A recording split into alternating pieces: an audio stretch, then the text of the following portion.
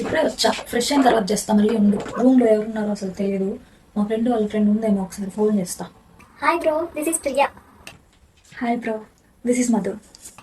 Bags ఇవ్వండి. పర్లేదు అయ్యో పర్లేదు, ఇవ్వండి. ఓకే మీరు రండి, ఫ్రెష్ అవ్వండి. రూమ్ చాలా బాగుంది బ్రో. అవును చాలా బాగుంటుంది రూమ్.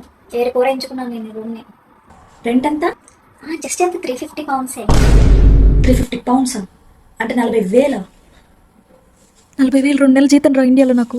ఏం బ్రో ఇది అంటున్నావు? అంటే 350 poundsకి ఒక మనిషి కంటే చాలా ఎక్కువైపోతుంది కదా. లేదు లేదు, నీతో పాటు మేము ముగ్గురు ఉంటాం. నేను, ఇంకొక అమ్మాయి అండ్ నువ్వు, 3 members. So per head 350 pounds అనమాట. చాలా చీప్.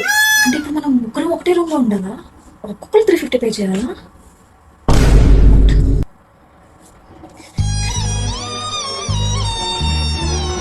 ఏమైంది బ్రో? ఏం లేదు. ఓకే.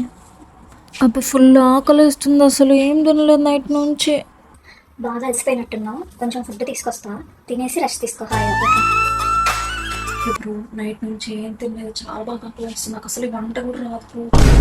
ఏం చేశారు? పప్పు. పప్పా? తినరా?